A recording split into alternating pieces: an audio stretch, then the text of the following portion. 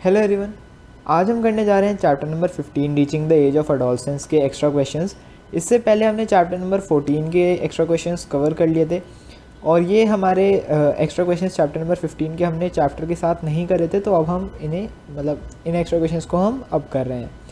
तो first question है सबसे पहले, which gland is known as master gland. Master gland को हम और किस ऐसा कौन सा ग्लैंड है जिसको हम मास्टर ग्लैंड कहते हैं? तो इसका आंसर है पिट्यूटरी ग्लैंड। पिट्यूटरी ग्लैंड एक ऐसा ग्लैंड है जिसको हम मास्टर ग्लैंड के नाम से भी जानते हैं। ठीक है, इसका रीज़न ये है कि पिट्यूटरी ग्लैंड जो होता है ये ज़्यादातर जो और दूसरे ग्लैंड्स हैं उनकी सेक्रीशंस को कंट्रोल करता है। इजी क्वेश्चन, 1 मार्कर था। Second, what is a balance diet. Balance diet क्या होती है? So balance diet is the meal that includes all nutrients. वो न्यूट्रिएंट्स कौन से हो सकते हैं? फैट्स, कार्बोहाइड्रेट्स, विटामिन्स, मिनरल्स हो कह सकते हैं, यही होते हैं। रफेज एंड एवरीथिंग, जो भी न्यूट्रिशन एक बॉडी में चाहिए इंडिविजुअल की, अगर कोई डाइट वो सारा न्यूट्रिशन उसे दे रही है तो उसको हम कहते हैं बैलेंस डाइट।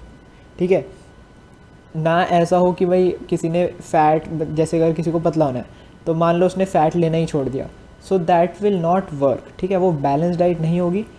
ही और she must continue taking a balance diet, उसे सारे न्यूट्रिएंट्स, फैट, कार्बोहाइड्रेट सब कुछ अपनी बॉडी में कंटिन्यूसली लेते रहना चाहिए।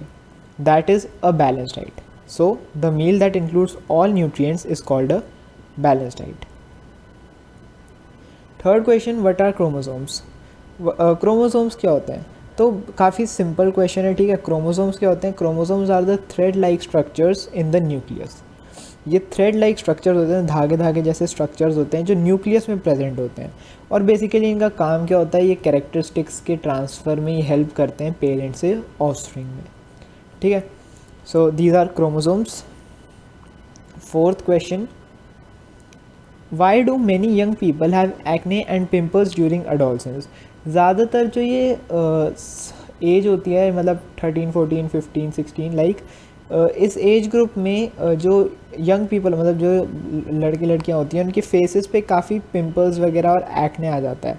उसका रीज़न क्या है कि भाई प्यूबर्टी के वक्त जो स्वेट और सेबेशियस ग्लैंड्स होते हैं इनकी सेक्रीशन इंक्रीज़ हो जाती है। ठीक है, ये स्वेट ग्लैंड्स जो होते हैं और जो सेबेशियस ग्लैंड्स होते हैं इनकी सेक्रीशन इंक्रीज़ हो जाती है। ये जो हार्मोन्स, ये जो सब्सटेंस रिलीज़ करते हैं उसका अमाउंट बढ़ जाता है ड्यूरिंग प्यूबर्टी।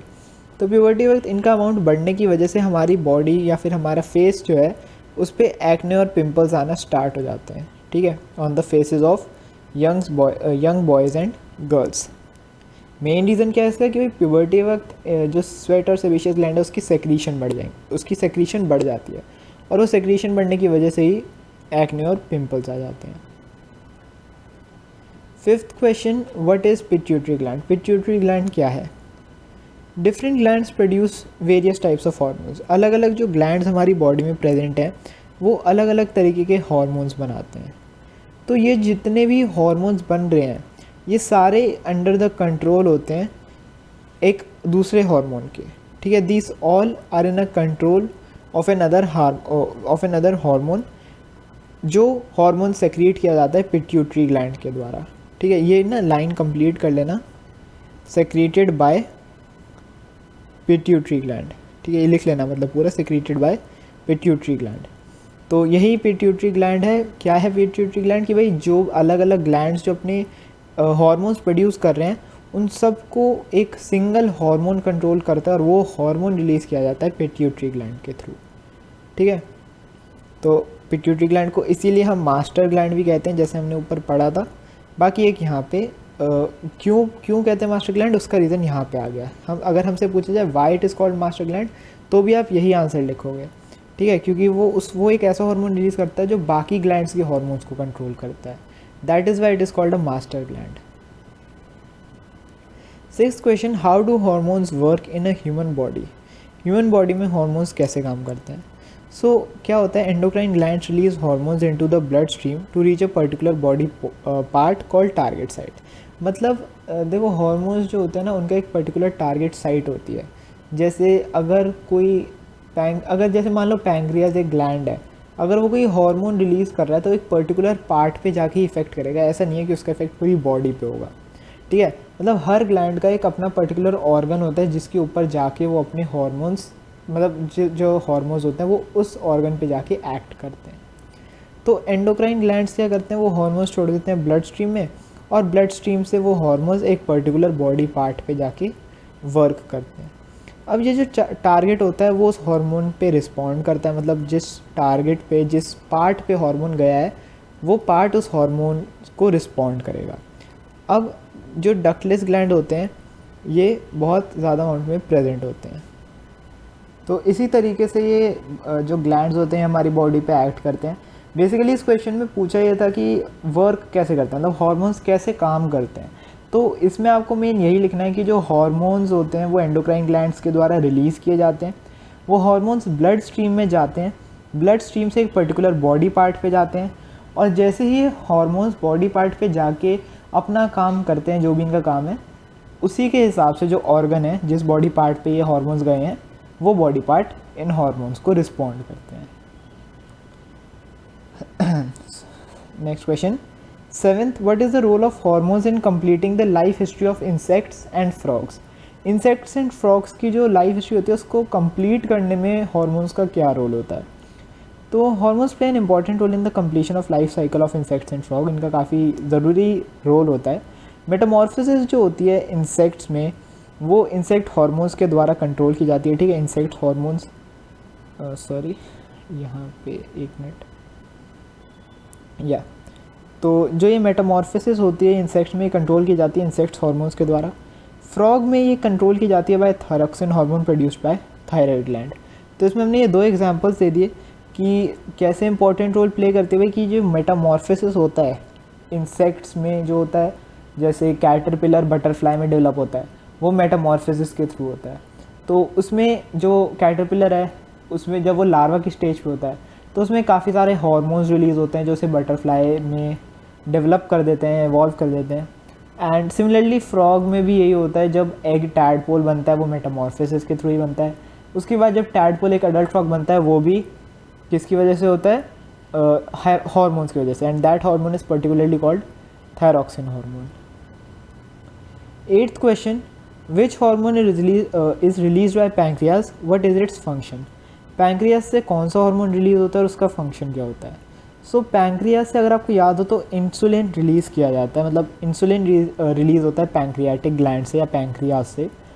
और इसका फंक्शन क्या होता है कि it regulates the sugar metabolism, मतलब ये हमारी बॉडी में जो शुगर का अमाउंट है उसको कंट्रोल करता है। बेसिकली हमारी ब्लड में जो शुगर का अमाउंट है उसको कंट्रोल करता है। अगर इंसुलिन कम पड़ जाता है तो हमारी मतलब अगर इंसुलिन सही से रिलीज़ नहीं हो रहा पैंक्रियाज के द्वारा तो क्या होता है, हमारी बॉडी का जो ब्लड शुगर लेवल है वो हाई हो जाता है और जो पर्सन है उसको डायबिटीज़ हो जाती है, जिसे हम शुगर भी कहते हैं। उस पर्सन को शुगर हो जाता है, डायबिटीज़ हो जाती है। So that is due to pancreas only. अगर पैंक्रियाज में इंसुलिन की कमी हो जाती है तो ही ब्लड में शुगर लेवल बढ़ जाता है and that person become a diabetic person. 9th question, is a women responsible for the birth of a girl child, explain. तो इसमें हमसे बोला है क्या एक वुमेन रिस्पॉन्सिबल है गर्ल चाइल्ड के बर्थ के लिए। तो इसका हम आंसर लिखेंगे no, because a women has eggs of only X chromosomes. जो वुमेन होती है उसमें 2 क्रोमोसोम्स जो होते हैं वो दोनों एक्स एंड एक्स ही होते हैं, मतलब एक्स एक्स होता है ना, याद होगा आपको, गर्ल्स के लिए एक्स एक्स होता है और बॉयज़ के लिए एक्स वाई होता है। तो जो वुमेन होती है उसमें तो एक्स एक्स है, जबकि जो मेल है उसमें एक्स वाई है। तो वुमेन का तो कहीं पे भी रोल नहीं है फॉर डिटर्मिनेशन की बॉय होगा या गर्ल होगी, ठीक है, उसके पास तो एक्स ही है। But a male has forms of both X and Y. जो मेल होता है उसके पास एक्स एंड वाई होता है।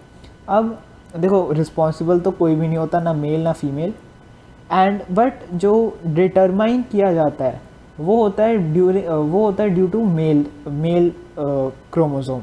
अगर मेल के द्वारा एक्स क्रोमोसोम एग को फर्टिलाइज करता है तो जो रिजल्टिंग जाइगोट बनता है वो गर्ल में डेवलप होगा, और अगर मेल के द्वारा वाई क्रोमोसोम जाता है तो जो वो same resulting zygote will be a boy.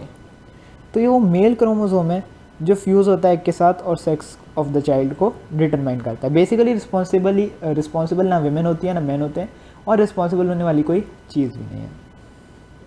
Last 10th question, what do you mean by reproductive health. Reproductive health से आपका क्या मतलब है।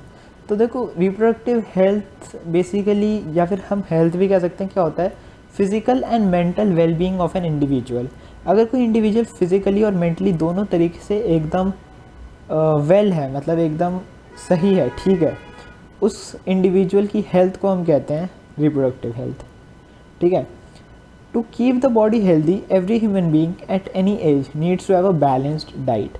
अब किसी भी एज में कोई पर्सन है, चाहे वो 10 ईयर्स का है, चाहे वो 50 ईयर्स का है, अगर उसे अपने आप को फिट रखना है तो उसके लिए वो नेसेसरी है कि वो एक बैलेंस डाइट ले। बैलेंस डाइट मैंने अभी आपको ऊपर बताया, जिसमें सारे आपके न्यूट्रिएंट्स कवर हो, विटामिन, मिनरल्स, कार्बोहाइड्रेट्स, फैट, सब कुछ कवर हो।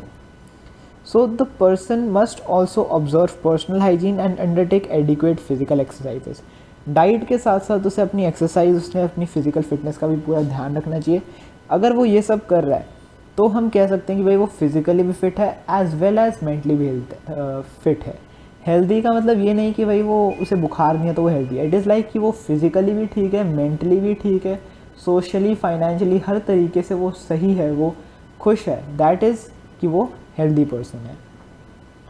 Thus, reproductive health refers to the diseases, disorders and conditions that affect the functioning of male and female reproductive system during all stages of life. तो reproductive health क्या होता है? Reproductive health आपकी वो health हो जाती है जो आपको किसी भी स्टेज ऑफ लाइफ में बचा के रखती है डिजीज़ से, डिसऑर्डर से, जो आपके रिप्रोडक्टिव सिस्टम को डैमेज कर सकते हैं, ठीक है। जो मेल और फीमेल रिप्रोडक्टिव सिस्टम है, अगर उसको कोई डिजीज़ डैमेज कर रही है, सो दैट मीन्स कि आपकी जो रिप्रोडक्टिव हेल्थ है वो सही नहीं है।